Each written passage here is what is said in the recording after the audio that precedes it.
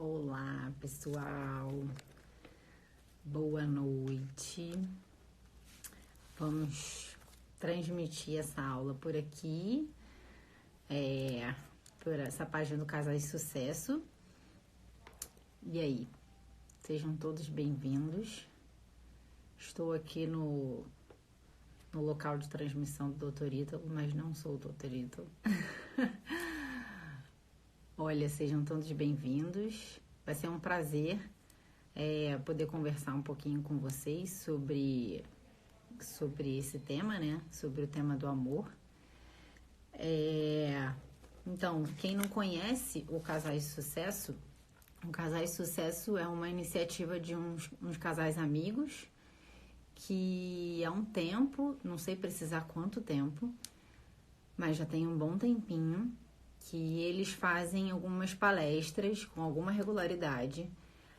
Começou presencial e agora com a internet mais acessível, desde o ano passado eles estão fazendo algumas transmissões online para poder atingir mais gente, né? Então, esses encontros acontecem aqui no Rio de Janeiro.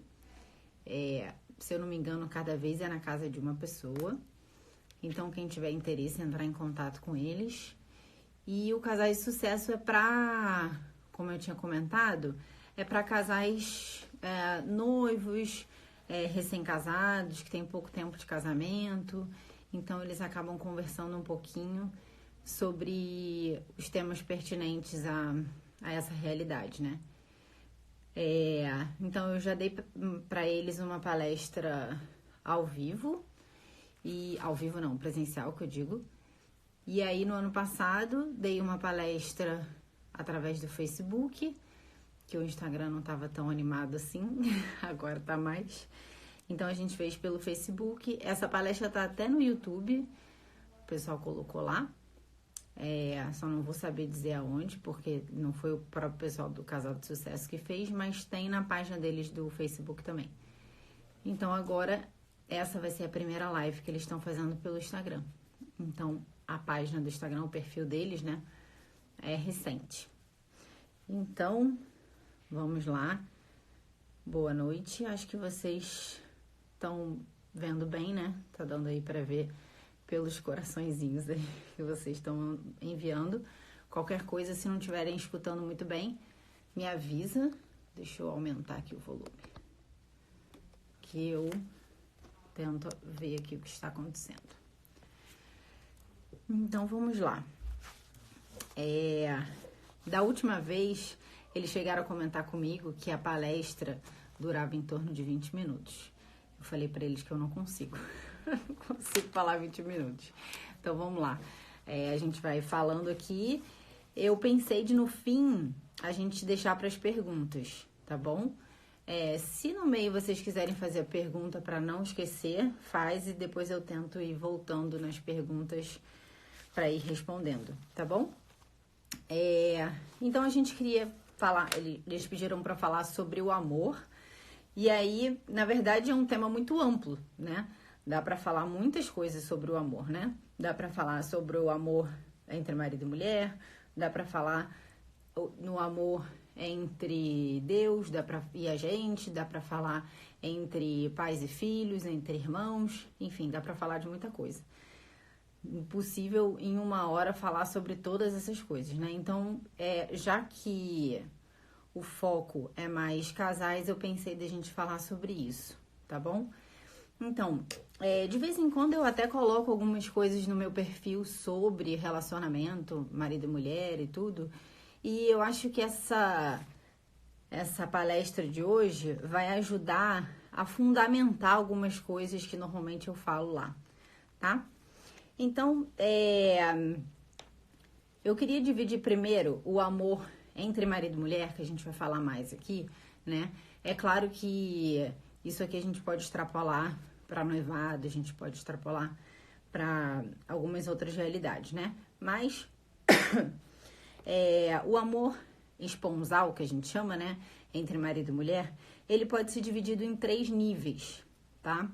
Entre marido e mulher, na verdade, entre um homem e uma mulher, né? Porque logo no início do casamento, os 2 níveis iniciais normalmente já passaram, né, na fase de namoro e na fase de noivado.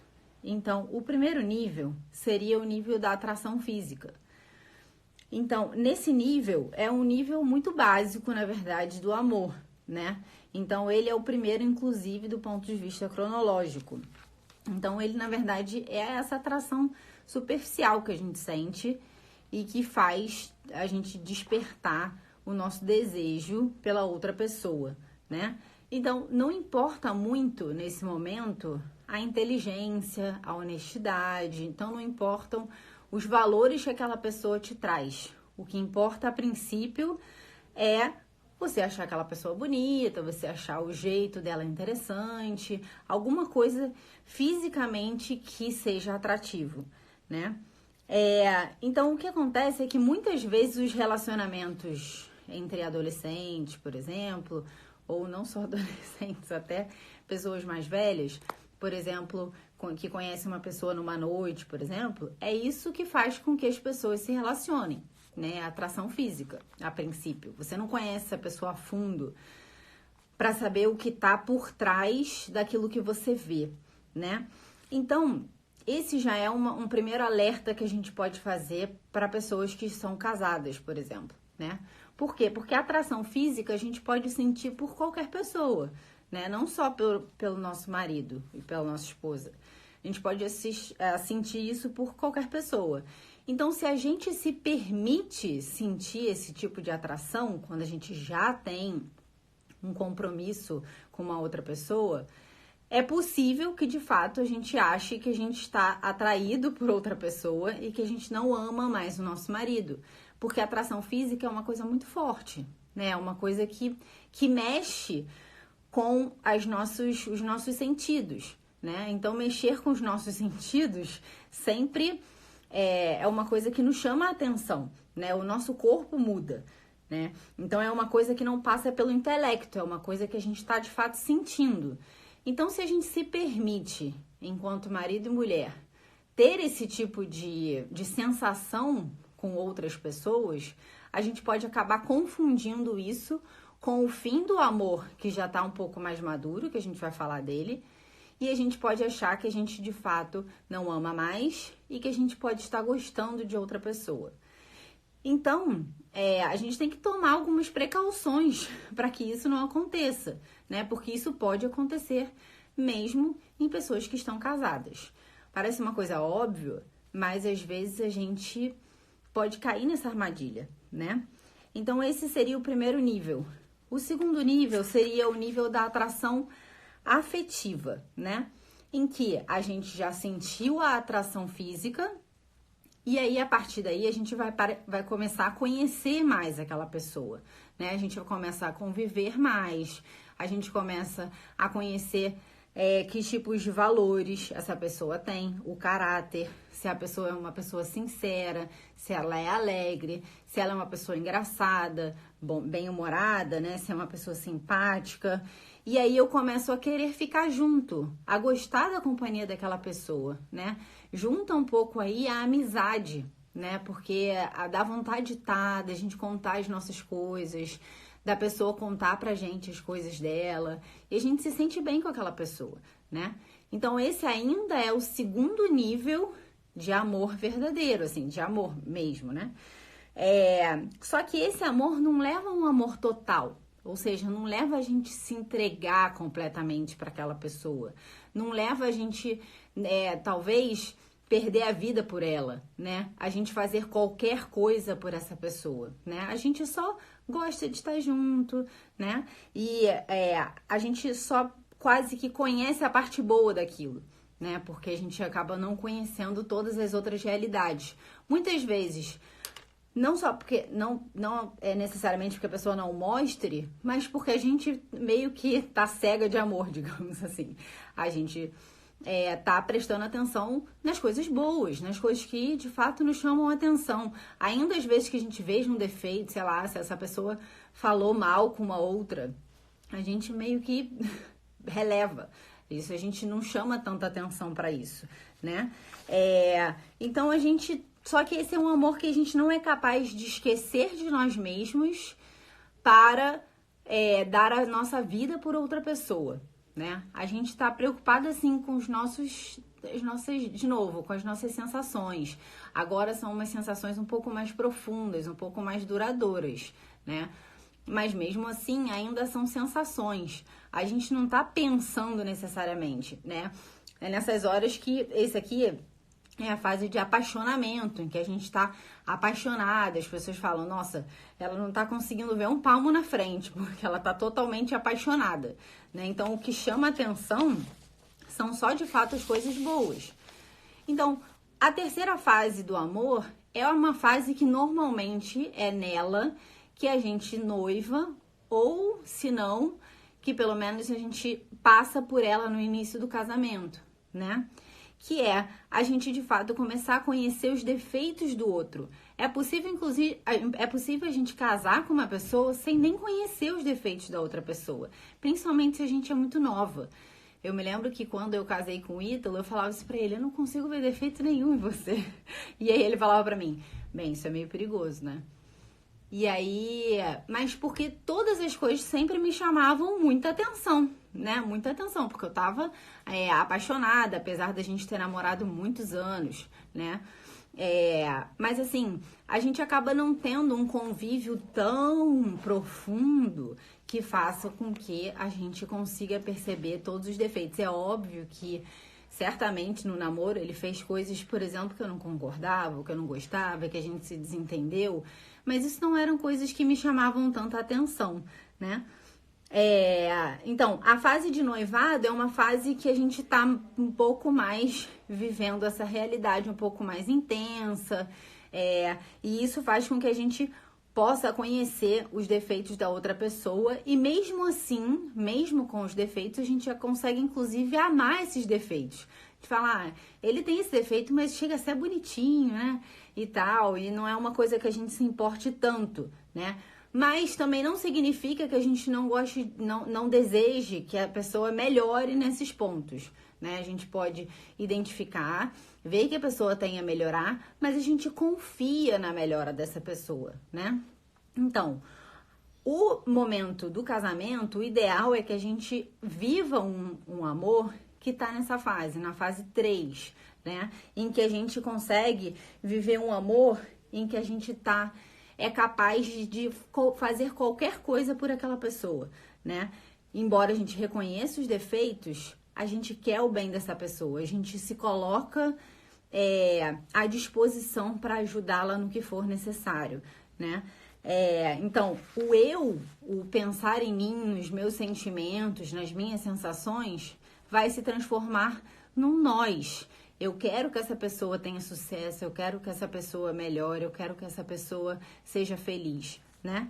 Então, no casamento, a gente precisa atingir essa fase 3, em que é uma fase que a gente, de fato, pensa na doação, sem esperar nada em troca, né? Que a gente está realmente preocupado com aquela pessoa. A gente quer o outro por ele mesmo, né? Então, a gente ajuda e deseja ajudar que a pessoa cresça nas 3 esferas.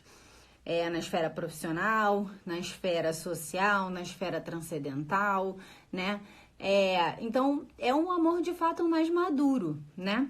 Então, a gente consegue perceber por essas 3 fases do amor que a fase inicial, que é essa fase de atração física, ela pode até continuar, não é que ela vai deixar de existir, mas o amor tá um pouco mais maduro do que só isso, né? Assim como a fase afetiva, em que a gente só tá apaixonado por aquela pessoa. Aí você fala, mas você não pode estar apaixonado pelo seu marido?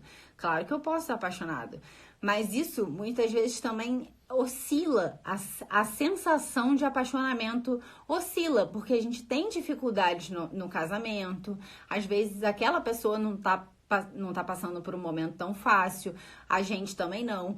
E isso faz com que a gente oscile pelo menos a sensação, né? Mas o que tem que ficar claro na nossa cabeça é que a gente de fato ama, porque a gente quer o bem da pessoa, porque a gente tá disposta a se doar para ela totalmente, né? E essa fase 3, ela não é uma fase que ela acontece naturalmente. As duas primeiras sim, mas a fase 3 é uma fase madura. Ou seja, todo amadurecimento, ele exige um esforço, ele exige um colocar ali um desejo nosso, a nossa vontade, a nossa inteligência. Ela não vem sozinha. Então, saber disso nos ajuda, né? Porque quando a gente vê um casal assim, nossa, esse casal parece que tá tudo bem com eles, eles estão ótimos e tal. Todo casamento assim, de sucesso é um casamento que os dois, tanto marido quanto mulher, se empenharam de fato para construir um amor sólido. Não é uma coisa que acontece espontaneamente, né? Porque de fato exige esforço, porque são duas pessoas que são pessoas diferentes, que são pessoas que têm histórias diferentes, que são pessoas que têm famílias diferentes, que são pessoas que às vezes têm coisas que incomodam muito um ou a outro, né? Então isso é comum que aconteça, né? Mas a gente precisa conseguir construir essa terceira fase, fazer com que essa fase de fato seja madura, para permitir que na hora que venham as dificuldades, a gente não ache que o nosso amor acabou, né? Então muita gente acha que o amor acabou, muita gente acha que não consegue ficar mais casada porque não tem mais a fase 1 e a fase 2. Né? Ou porque não está sentindo naquele momento, ou porque está passando por uma dificuldade no casamento e isso não está sendo tão sensível. E o pior, muitas vezes se abre a outras possibilidades, né? Tanto na parte física e muitas vezes deixa evoluir, inclusive, para a fase afetiva.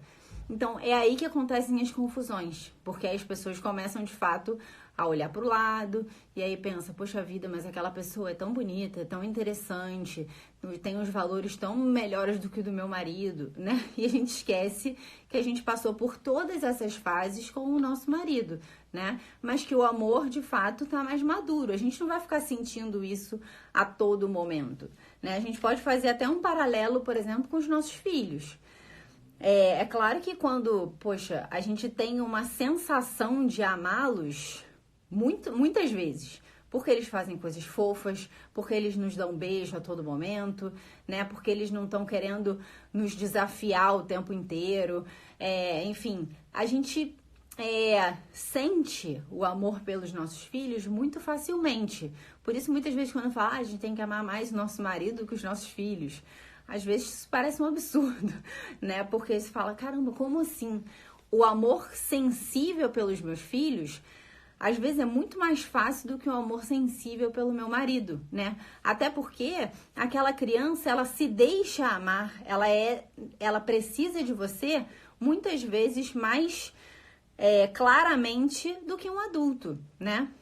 Um adulto, ele não fica o tempo inteiro precisando de você, o tempo inteiro te exigindo um amor e um cuidado, né? Com a criança, sim. Mas, por exemplo, quando a gente acorda de madrugada, quando eles fazem birra, quando eles, sei lá, estão com dificuldade na escola, quando eles estão, sei lá, adolescentes e acham que tudo que a gente faz está tudo errado, né? Então, às vezes é difícil, você fala, caramba, às vezes você bate de frente com a criança mesmo. Eu já ouvi muita gente falar isso pra mim por direct, fala, caramba, parece que eu não amo meus filhos. Às vezes isso me dá um desespero, porque às vezes a parte física, assim, de desgaste físico, de chegar em casa, de botar a criança pra dormir, bota pra comer, a criança não quer dormir, aí acorda a noite inteira e não quer comer, pra comer uma briga, não sei o quê. Então, a parte sensível vai ficando mais difícil da gente perceber, né?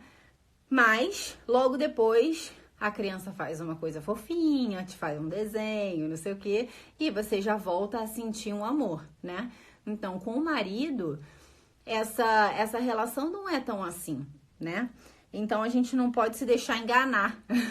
Enganar de que o amor tá acabando, de que a gente não gosta mais, de que a minha sensação por aquela pessoa tá acabando, porque de fato é normal que essas sensações elas se alterem ao longo do tempo, né? Então é bom a gente ter isso na cabeça.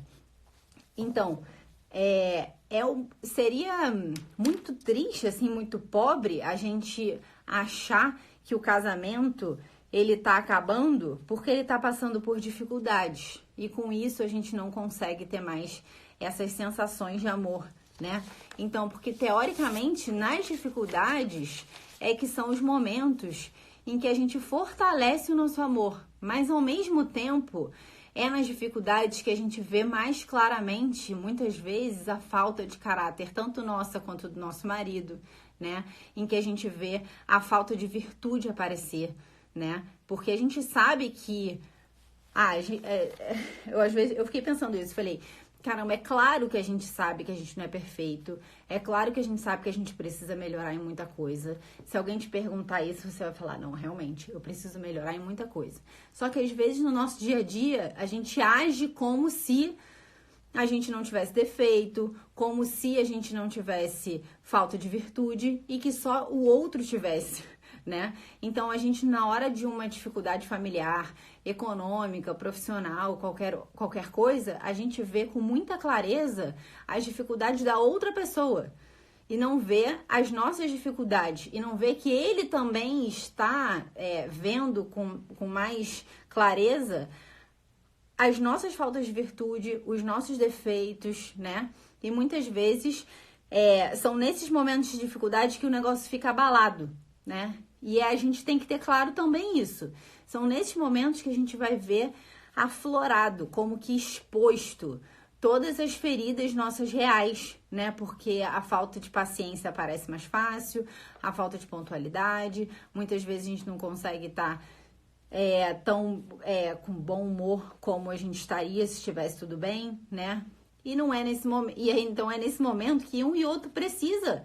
É nesse momento que a gente precisa amar os defeitos do outro nesse sentido, assim, caramba, tudo bem, de fato, ele tem esses defeitos, ele não tá conseguindo ter essa e essa atitude que seriam muito benéficas nessa situação, mas certamente eu também tenho as minhas dificuldades e isso também está sendo exposto para ele, né? Então a gente tem que pensar, poxa, como eu gostaria que ele visse os meus defeitos? O quão benévolo eu gostaria que ele fosse com as minhas dificuldades, né? E assim a gente também tem que agir com o outro, porque senão acaba não ficando uma coisa em que acontece? Uma outra questão em relação a comparando o amor entre mãe e filho e marido e mulher é que a criança, ela sabe que ela é amada incondicionalmente. Ela sabe, qualquer coisa que ela fizer, se ela fizer birra, se ela se jogar no chão, se ela não quiser comer, se ela acordar 300 vezes de madrugada, a gente vai continuar amando-a. E isso traz uma segurança para ela enorme, que permite que ela seja ela mesma, que ela possa expor as suas mazelas e as suas dificuldades, e a gente vai benevolamente acatar tudo isso, a gente vai tentar ajudá-la a ser uma pessoa melhor, né? Então, com o marido, isso tem que ser também da mesma maneira.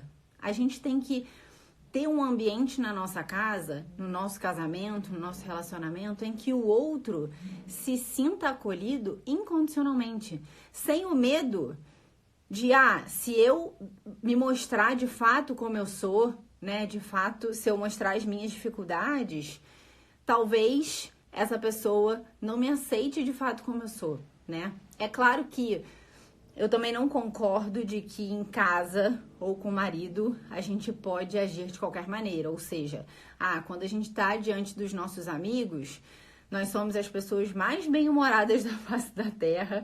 A gente tá sempre ótima, falando super bem, super educado, com uma ótima postura e tal.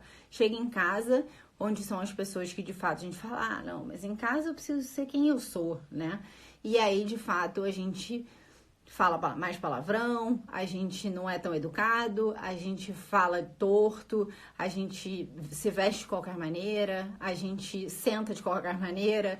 Então, é difícil para outra pessoa também justamente passar por tudo isso e conseguir continuar, ver só o nosso interior. Você entende? Então a gente exige isso do outro e a gente não tem a postura com a outra pessoa, de fato, de permitir que ela veja coisas boas também, vocês entendem? Então a gente precisa. Então a ideia, na verdade, é essa, assim, que a gente consiga, através, mesmo nas dificuldades, que a nossa verdadeira natureza está exposta, a gente conseguir fazer com que o outro se sinta de fato querido, né? É aí que a doação, que a ternura tem que se enraizar, porque é aí que o amor de fato vai se construir. No momento que tá tudo bem, daí é fácil, né? Daí é tranquilo, né? Mas um amor bem construído é como uma árvore, por exemplo. Uma árvore que ela é exposta ao vento, à chuva, ao sol, ela, em geral, ela cria raízes muito profundas. Então, qualquer ventinho depois não vai destruí-la.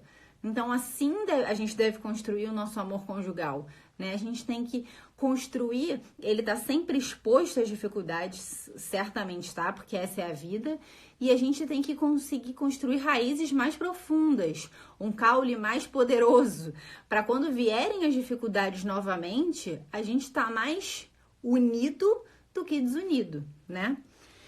Então a gente falou sobre essas 3 fases do amor, né? Que seria a fase atrativa, afetiva e a terceira fase, que é essa fase do amor mais maduro, né? Então, eu queria falar agora de um ponto importante, que às vezes é um ponto difícil das pessoas entenderem, né? Que o amor conjugal, ele precisa ser um amor que ele é baseado num compromisso definitivo, né?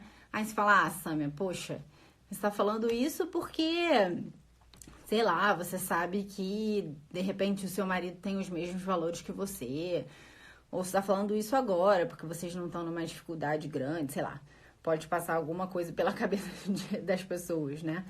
Mas o amor, a gente vai ver agora, ele necessariamente, ele precisa ser um amor que está fundamentado num compromisso definitivo, né? Num compromisso em que a gente de fato é capaz de se comprometer com o outro a que a gente vai amá-lo o máximo possível, o máximo que a gente conseguir, né? Dentro das dificuldades a gente vai conseguir, ou pelo menos a gente vai tentar doar-nos completamente para outra pessoa, né? Então, eu vou explicar isso um pouco mais. Então, quando 2 pessoas casam, essas 2 pessoas assumiram livremente o compromisso de ficar um ao outro pro resto da vida. Aí você fala, não, tudo bem, mas eu não casei na igreja, tá? Então, eu não fiz esse compromisso. Mas, na verdade, ninguém casa imaginando que a gente vai separar, né? A gente casa querendo ficar com aquela pessoa para sempre. Ou, pelo menos, a gente deveria casar com essa intenção, né, de fato ficar para sempre com aquela pessoa, senão não tem muito sentido a gente casar, a gente continuaria namorando, né? Então o casamento, ele é essa instituição que exige um pouco mais de compromisso, né? Há uma diferença entre um namoro, um noivado e um casamento. Um casamento, ele é um vínculo de fato forte entre marido e mulher, né?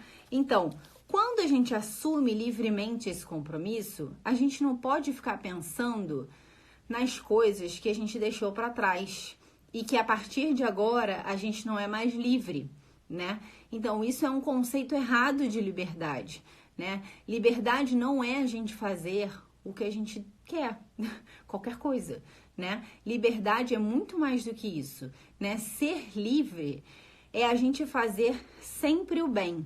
Você fala, mas liberdade não é sempre escolher entre 2 coisas, uma coisa boa e uma coisa ruim? Não, porque se a gente livremente escolhe o mal, a gente já não é mais livre quando a gente escolhe o mal. Porque a gente tem uma tendência a repetir esse mal de novo. E muitas vezes o mal escolhido não permite que a gente tenha todas as outras escolhas, né? Por exemplo, a gente pode dar um exemplo do vício, por exemplo. Uma pessoa que tem um vício, que é viciada, por exemplo, em alguma droga, ela já não é mais uma pessoa livre, porque na hora que ela está nesse mal, ela muitas vezes não consegue escolher o bem. Então, muitas vezes, sair desse vício é porque a pessoa não consegue mais ter a liberdade dela para ela agir querendo escolher o contrário, porque ela já está presa naquele mal, né? Então, todas as vezes que a gente escolhe o bem, a gente sempre é livre para escolher o bem e o mal. E se a gente escolhe o bem, a gente vai sempre poder escolher entre bem e mal. Quando a gente escolhe o mal, nem sempre a gente consegue facilmente voltar a escolher o bem, tá? É claro que eu não tô dizendo que uma vez que a gente escolhe o mal, a gente nunca mais pode voltar pro bem. Não é isso que eu tô falando. Agora, nós não somos tão livres quanto se a gente estivesse escolhido o bem, né? Então, quando a gente casa, a gente ganha uma nova liberdade, por assim dizer, né? Ou seja, a gente está escolhendo livremente aquele compromisso para que a gente seja feliz naquela circunstância, né? Aí você fala, mas agora eu não posso mais estar com qualquer homem, eu não posso mais, sei lá, de repente, chegar a hora que eu quiser, eu sempre tenho que estar, sei lá, dar uma satisfação para aquela pessoa que eu tô casada e tal. Sim, mas isso não é um mal, isso não é um mal em si, né? A gente pode livremente escolher o amor, é um novo horizonte de liberdade, né? Então a gente não tem que ficar pensando nas coisas que a gente deixou para trás, mas no novo panorama de liberdade que a gente tem agora para frente. Ou seja, um novo panorama de crescimento pessoal, né? Em que a gente agora vai amadurecer num ponto, na verdade, num ponto não, amadurecer em vários pontos em que a gente vai assumir responsabilidade, em que de fato a gente vai assumir a responsabilidade de amar outra pessoa e fazer essa outra pessoa feliz, né? Como diz o meu marido, quanto menos opções a gente tem, mais chance a gente tem de ser feliz, de fato. Não é o contrário. Às vezes as pessoas têm essa sensação de que é o contrário, né? Se eu tenho sempre muitas opções, se eu posso fazer o que eu quiser, eu tenho mais opções de ser feliz. Mas isso não é verdade. Quando a gente, de fato, toma uma decisão e a gente vai e busca nessa decisão a felicidade, a gente tem grande chance de encontrá-la, né? Então, a gente tem que pensar, nossa, tudo bem, é verdade, eu escolhi o casamento, mas eu também, assim, tudo bem que às vezes, quando a gente casa, a maioria das vezes, graças a Deus, a gente não tem plena noção de todas as dificuldades que a gente vai encontrar pela frente. Não tem. E muitas vezes as dificuldades nos anos iniciais do matrimônio é justo essa. Porque a gente fala, caramba, que estranho, na casa da minha mãe, a louça aparecia limpa, as roupas apareciam na gaveta, a comida parecia feita. E agora, quando a gente tem a nossa casa, o nosso casamento, a gente vê que a gente tem que ser esse agente. Nós temos que ser o agente para fazer as coisas andarem. E muitas vezes isso é uma dificuldade, né? Muitas vezes porque a gente não sabe fazer, ou então porque a gente não sabe orientar, porque muitas vezes pode ser que a gente realmente não faça, mas a gente tem que saber orientar para que a casa consiga andar, né? Então, muitas vezes isso é uma dificuldade, que você fala, caraca, meu Deus, agora eu tenho muito mais trabalho do que eu tinha antes, né? E às vezes olhar o amor aí, sem ter a sensação do amor, tendo tantas coisas a fazer, contas a pagar, louças a lavar, uma casa a organizar, muitas vezes filho para cuidar, isso faz com que a gente fale, caraca, é melhor do jeito que tava, porque agora eu tenho muito mais trabalho. Mas o que eu tô tentando falar com vocês é que a gente tem que tomar a decisão de que agora eu tenho um novo panorama para crescer em aperfeiçoamento pessoal, para de fato ser feliz, né? Então, a vida, quando a gente casa, ela adquire um novo sentido. E muitas vezes a dificuldade está justamente aí, que muitas vezes as pessoas casam despreparadas, não conseguem, não sabem ou nunca pararam para pensar em todas essas circunstâncias. Então meio que vai vivendo, vai empurrando com a barriga, vai achando que o negócio, ai, será que é mesmo assim que a gente é feliz? Tô achando isso meio esquisito, tá me dando muito trabalho isso, né? Então, a gente tem que, muitas vezes essas dificuldades fazem com que as pessoas evitem amar com profundidade, né? A pessoa fica um pouco pé atrás com tudo isso e acaba não se entregando de verdade, né? Então, isso faz... É interessante a gente pensar isso. O amor é um pouco paradoxal, de fato, né? Então, por um lado, quando a gente ama a pessoa, pelo menos a gente tem a intenção de enfrentar qualquer dificuldade por ela, né? E pela família que a gente está construindo. Por outro lado, o amor nos deixa frágeis, né? A gente se sente... Quando qualquer pessoa fala isso, olha, o amor, para você amar de verdade, você precisa se entregar ao outro, você precisa esquecer de você mesmo, você precisa se comprometer definitivamente. Isso dá um pouco de medo, né? Você fala assim, ai meu Deus, caramba, será que eu quero mesmo isso? Será que isso, de fato, esse é o caminho? Porque parece que eu tô me desfazendo, né? Parece que em vez de eu estar ficando... me protegendo, eu tô, pelo contrário, fazendo com que eu esteja mais frágil diante da outra pessoa, porque na verdade eu tô me entregando completamente para ela. Será que ela tá com essa mesma disposição em relação a mim? A Sammy aqui tá dizendo que, poxa, eu preciso me entregar completamente. E muitas vezes essa é uma dificuldade das pessoas. Caramba, será que eu quero me entregar completamente? Será que se eu me entregar completamente, o que vai acontecer comigo? Né? Será que eu vou ter essa correspondência? Né? Enfim, então essas são... o amor fica um pouco paradoxal, assim. É uma chamada que a gente é capaz de muitas vezes dar a vida pela outra pessoa, mas ao mesmo tempo a gente se sente frágil, né? Dá um pouco de medo, assim, sei lá, você fala, ai meu Deus, dá até um pouco de medo de amar demais a outra pessoa, porque se qualquer coisa que aconteça, eu vou me machucar muito, né?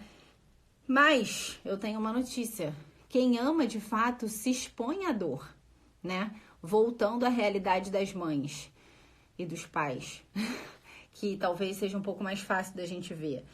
Quando a gente tem um filho, ao mesmo tempo que a gente sente isso, que a gente sente que a gente é forte, que a gente é capaz de fazer qualquer coisa por aquela criança, ao mesmo tempo a gente se sente frágil, a gente se sente impotente, a gente fica chateado se essa criança não corresponde, né? A gente às vezes fica pensando, puxa vida, eu tô dando toda a minha vida por ela, parei de trabalhar, ou então tô trabalhando menos, tô cuidando menos da minha carreira por essa criança, e muitas vezes as crianças ou os filhos só vão identificar, se é que identificam isso, quando eles já estão casados e quando eles estão passando por essa dificuldade. Então, de fato, o amor é assim, é uma realidade paradoxal, em que ao mesmo tempo que a gente se sente forte, ao mesmo tempo a gente se sente fraco, né? E aí eu fiquei pensando isso, né? Mas o amor é um risco, né? O amor, de fato, é um risco. A gente conseguir ter sucesso na vida é realmente arriscado. É realmente muito arriscado, né? Então, assim, quando a gente vê um casal, poxa, que deu certo, uma família boa e tal, são pessoas que se arriscaram, de fato. Que se arriscaram e falaram, não, tá bom, eu vou dar um voto de confiança. Eu vou dar um voto de confiança e vou colocar todos os meus meios para que aquilo dê certo, né? Se a gente pensar na nossa profissão, também é assim, né? Sei lá, tudo bem, eu deixei a minha profissão para ficar em casa com os meninos, mas eu vivo isso em casa com meu marido. Eu vejo quantas vezes que eu parei e pensei, caraca, isso é loucura, isso vai dar errado. E ele foi corajoso e arriscou as coisas, né? E arriscou e parecia que ia dar tudo errado e parecia que ele estava mais perdendo do que ganhando e a maioria das vezes deu certo, né? Muitas vezes não deu certo, mas muitas vezes deu certo. E hoje eu vejo que ele tá onde tá porque ele arriscou, porque ele colocou a vida dele e muitas vezes da nossa família em risco, mas ele acreditava que era o melhor, né? Então, o amor também é essa realidade, assim, que a gente tem que dar esse voto de confiança para as pessoas. A gente, assim, não tem que ter medo de estar mais frágil, né? Porque isso vai ter um retorno muito grande, né? Mesmo quando a gente parece que a gente está se desintegrando para outra pessoa, na verdade a gente está sendo mais a gente mesmo, né? É engraçado, no curso de psicólogo, voltando a falar do meu marido de novo, no curso de psicólogo, ele falava uma coisa interessante, assim, né? Que a construção da personalidade, ela é como se fosse uma linha que dentro passa uma agulha, né? Então, a linha seria o mundo e as suas circunstâncias. E a agulha seria a nossa psique, né? Ou seja, que ela vai transformando as coisas do mundo, as coisas que vão acontecendo e vai costurando. E o bordado que se forma é a nossa personalidade, né? Então, o que a gente não pode fazer é a gente negar a linha, né? Tipo, não, eu não quero essa linha. Ou então eu não quero essas circunstâncias, porque senão a gente não consegue, de fato, formar uma personalidade forte, né? Então, no casamento, a gente não tá... a gente não vai... quando a gente casa, a gente não perde a nossa personalidade, né? A gente pode pensar, puxa vida, eu vou estar fazendo tanto outras coisas para outras pessoas, será que eu não vou estar perdendo a minha personalidade? Deixando de ser, de fato, quem eu sou, né? Não, pelo contrário, justamente por causa dessa relação entre o que eu sou e entre as minhas circunstâncias. E isso é o que vai formar a minha personalidade. Pelo contrário, se eu nego a minha circunstância de vida, se eu fico como dizia São José Maria, na mística do Oxalá, né? Ai, quem dera se eu não fosse casada, quem dera se eu não tivesse filho, não, quem dera que se eu tivesse filho, quem dera se eu fosse jovem, quem dera se eu fosse rico. A gente foge da nossa circunstância o tempo todo e a gente acaba não conseguindo formar a nossa personalidade, porque a gente não tá deixando que a linha, que é o mundo, costure esse bordado, né? A nossa psique, ela não consegue costurar no nada. Ela precisa, de fato, desse substrato do mundo, né?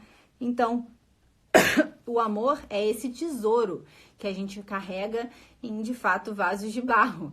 Nós somos seres humanos e a gente está lidando com outro ser humano. E esse outro ser humano, ele tem capacidade de errar, ele tem os defeitos dele, ele pode tomar decisões erradas, assim como nós também podemos, né? Então, por isso que a gente diz que o amor, uma vez eu coloquei isso no Stories, né? O amor é uma decisão, não é uma circunstância. Deixa eu ver se eu tenho sorte aqui e encontro o meu príncipe encantado, né? Tá baixo o áudio? Eita, nossa. Deixa eu ver se eu falo um pouco mais perto. Deixa eu ver se eu aumento aqui. Não dá pra aumentar mais, não. Então, o amor, ele acaba sendo... Ele é, de fato, uma decisão, né? Então, a gente falava, né, que, poxa, o amor Quem ama, né, quem se expõe ao amor, se expõe à dor, né? E a ausência de dor não equivale à presença de felicidade, né? Voltando, a gente pode pensar isso com os nossos filhos, né? Às vezes, muita gente tem medo de ter filhos, com medo dessa retirada de liberdade, por exemplo, que a gente já falava sobre isso, com medo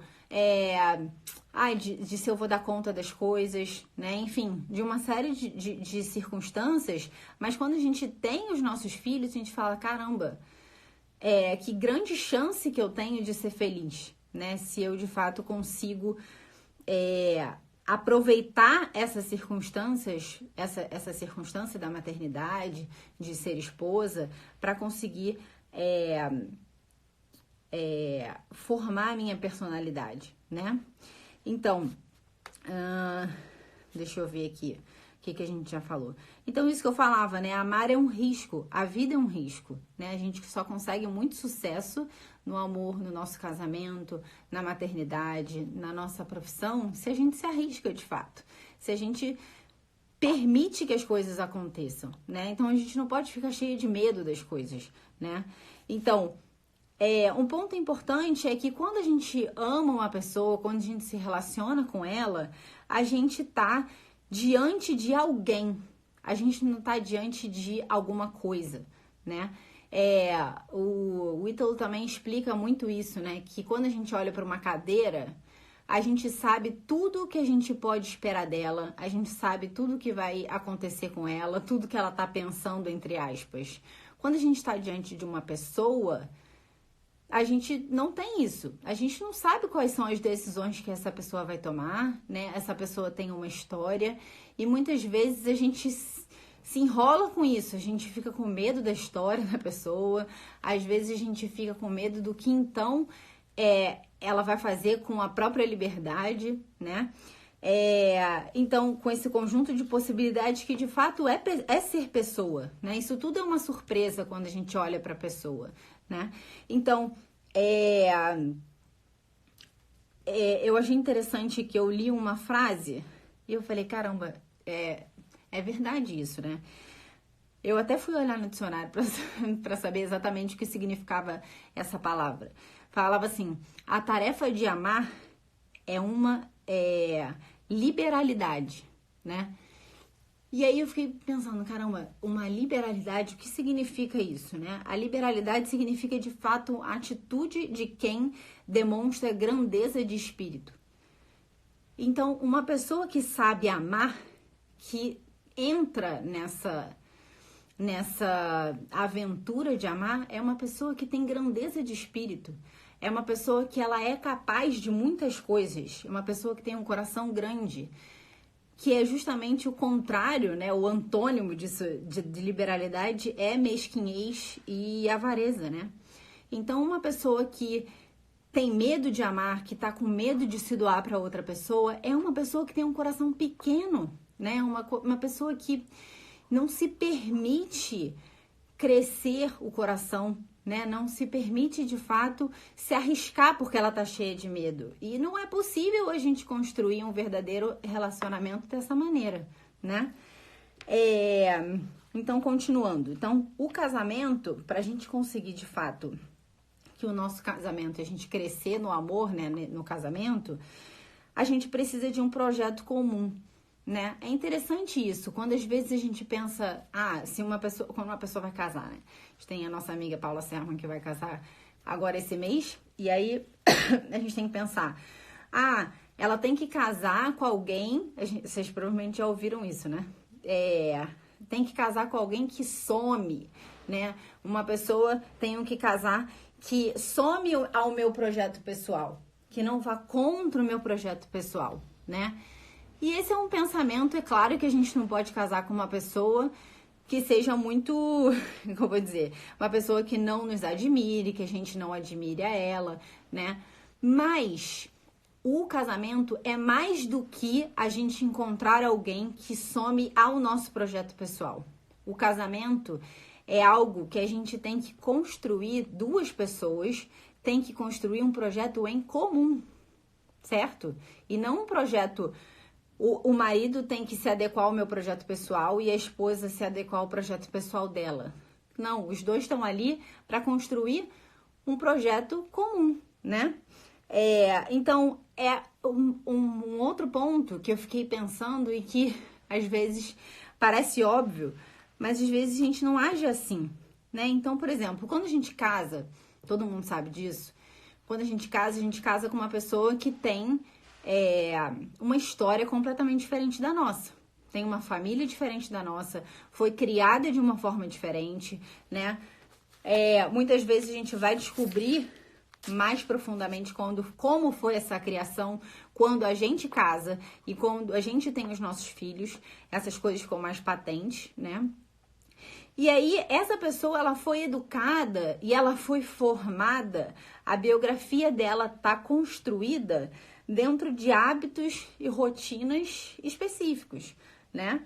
Então, a pessoa, tanto a pessoa quanto nós, a gente se sente mais confortável nessa realidade em que a gente foi educada, né?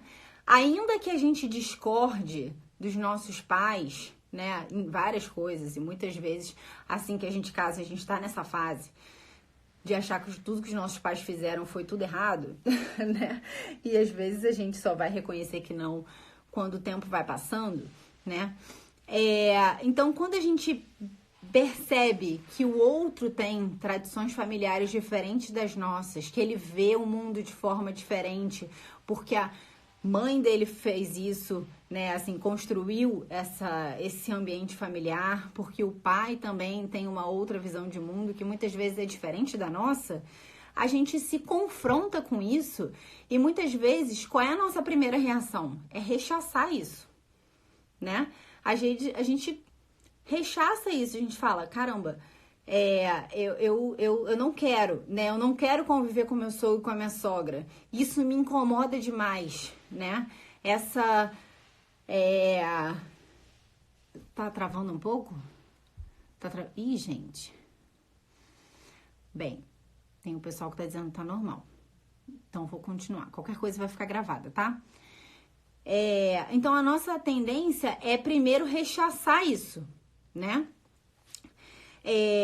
Então, e aí eu fiquei pensando, olhando para o meu filho mais velho, eu fico pensando isso várias vezes, né? Tudo que eu falo para ele, a primeira reação dele é dizer que isso não é verdade. Ele fala, não, mas não foi assim, não, mas eu não fiz assim. E aí, volta e meia, eu falo para ele, meu filho, você já percebeu que você acha que tudo que você faz está certo? Você acha que isso é possível? Não, ele fala, não, não é possível. Claro que eu faço coisas erradas. Eu falo, você acha que não, mas na verdade você age como se você fizesse tudo certo. Então, isso é um sinal claro de imaturidade. Imaturidade é justamente um sinal de maturidade, é a gente conseguir, as pessoas falam alguma coisa com a gente e a gente logo rechaça. A gente já diz, não, isso não é verdade, eu não sou assim, eu não fiz isso. O que o outro faz é pior do que o que eu faço. Isso é um sinal de maturidade. E quantas vezes a gente faz isso? Quantas vezes a gente não consegue ter calma e paciência de justamente perceber isso, que a família do outro, o ambiente em que o outro cresceu foi diferente do meu. E eu preciso ter calma, porque nós dois vamos construir um projeto em comum. Só que, até que esse projeto esteja construído, até que a gente consiga amadurecer uma série de pontos que seja da nossa família, do nosso projeto, a gente precisa ter calma para a gente ver para onde as coisas vão, o que a gente vai aproveitar de cada uma das famílias, né? Como que eles fizeram e como nós pensamos a nossa família daqui para frente. Então, quando eu falei esses dias aí que era justamente a gente precisava construir um projeto sólido para que ele seja sólido também para os outros, para que os outros vejam que é sólido e, portanto, não metam o bedelho, é justamente isso. Só que isso não é uma coisa que a gente consegue do dia para a noite. É uma coisa que a gente constrói com o tempo e a gente precisa ter calma. Só que em vez de a gente brigar entre si, que é o que muitas vezes acontece, briga entre si por causa da mãe, do pai, da sogra, do sogro, da tia, a gente tem que se unir e a gente tem que conseguir conversar e a gente tem que conseguir os dois entenderem que eles têm uma realidade, que a gente teve uma realidade diferente e a gente ler, estudar, conversar, pra gente ver a partir daqui como que a gente vai seguir com a nossa família, né? Então, não adianta a gente brigar, a gente briga entre si por causa de mãe, de pai, de não sei o que, porque isso não vai ajudar em nada. A gente só vai ficar se machucando em vez de a gente criar um projeto comum, tá? Então, eu só queria que ficasse na cabeça isso, essa questão da maturidade. Então, toda vez que a gente perceber que tá vindo uma coisa que é contra a gente e a gente rechaçar de primeira, a gente pensa, será que eu não tô tendo uma atitude imatura? Né? Porque é justamente isso que as pessoas imaturas fazem. Elas não têm paciência em calma. Tá bom, calma, eu vou pensar. Eu vou pensar se de fato eu ajo assim. Desculpa. eu vou pensar de fato o que eu acho em relação a essa circunstância, né? Então, essa atitude de calma, de paciência, um pouco de stand-by em relação às coisas, a gente precisa conseguir ter. Isso é uma atitude madura, tá? E os dois precisam ter isso porque os dois estão construindo um projeto em comum, certo? Então, uma das coisas importantes para que isso aconteça, para que essa calma aconteça, é a gente de fato conseguir defender o nosso cônjuge sempre em relação às outras pessoas. Ainda que muitas vezes a gente nem concorde totalmente, né? Mas isso é importante a gente ter essa fortaleza dos dois em relação às grandes famílias, né? A família de um e a família de outro. Porque isso as pessoas vão mostrando, vão vendo que de fato nós somos um só, né? Que nós dois, ainda que a gente tenha desavenças dentro do casamento, a gente não vai permitir que um e outro fale mal um do outro ou que as pessoas falem mal do outro pra gente, né? Porque nós somos uma coisa só, né? Então, é isto. Então, isso aqui eu já falei com vocês.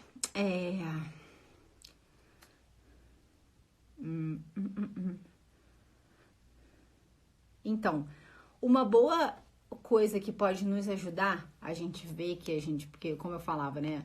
Às vezes a gente sabe que a gente tem defeitos, que a gente tem erros, mas a gente sabe, mas a gente age como se não estivesse e que se a culpa fosse sempre do outro, né? Porque o outro, mas porque você faz isso, que você faz aquilo, e a gente não consegue fazer uma autoanálise. É de fato a gente conseguir identificar quais são os nossos defeitos, aonde estão as nossas dificuldades, né? Porque aí quando as pessoas vierem falar pra gente, a gente, bem, tudo bem, eu sei, eu tenho esse defeito, né? E aí eu já vou ficar um pouco assim, realmente eu preciso melhorar nesse ponto, né?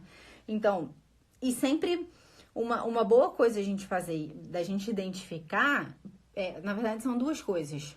Sempre levar em consideração o que o nosso marido e os nossos filhos falam de nós, né? Mãe, você é sempre assim, você sempre faz assado. O marido, você sempre... lá. Tá bom, muitas vezes, de fato, eles exageram, mas muitas vezes tem um pouco de verdade, né? Então, isso é uma grande forma da gente saber quais são os nossos defeitos, né? Aonde, de fato, a gente atrapalha, sabe? Aonde a gente tá atrapalhando a harmonia familiar, né? Então, a gente conseguir fazer um pequeno exame de consciência, né? E pensar, poxa, realmente é verdade isso. Eu preciso tentar melhorar nesse ponto. E muitas vezes a gente melhora nesse ponto e a convivência familiar melhora bastante, né? Então, sei lá, muitas vezes o marido fala, porque você não é tão carinhosa, eu preciso que você seja mais carinhoso, eu sinto falta disso. Então, o que a gente imaturamente faz? A gente vai lá e fala, não... eu não sou nada, poxa vida, eu sempre faço isso, eu sempre faço aquilo, eu sempre cuido de você, lá, né? Gente, olha só, vai terminar, porque eu acho que eu falo muito, e aí eu ligo de novo, tá? Então, a gente faz em 2 momentos. Então, primeiro isso, né, a gente prestar atenção no que as pessoas falam de nós, né? E depois, a gente conseguir... de fato, todos os dias pensar isso, né? Antes da gente dormir, né? Poxa, o que eu de fato fiz bem hoje, né? O que eu fiz mal? Vai ficar salva, gente. Eu vou deixar ela salva. E depois a gente vai tentar colocar no IGTV, tá? Então, o que eu fiz mal?